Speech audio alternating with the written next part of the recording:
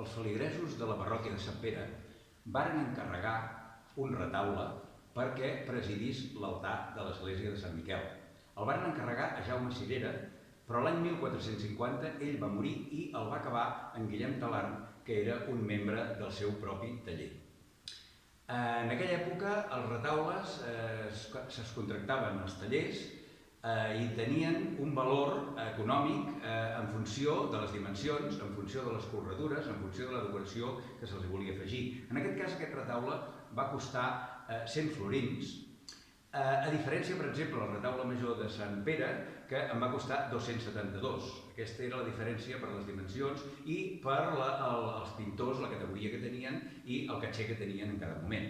Un retaule normalment es formava d'un guardapols, que en aquest cas ha desaparegut.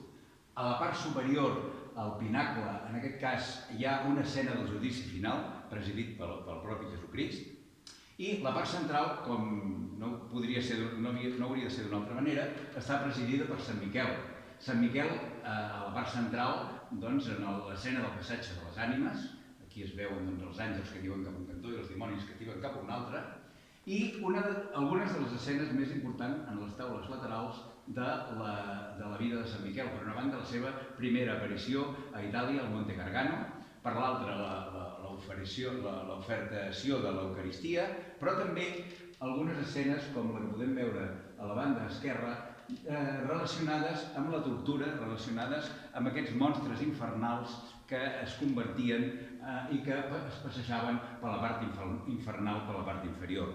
La predel·la del retaule, que normalment no tenia res a veure amb la temàtica de la part principal, en aquest cas està dividida en 3 espais, per una banda el que seria el descendiment del Calvari, per l'altra la flagel·lació de Crist i per l'altra la resurrecció de Crist.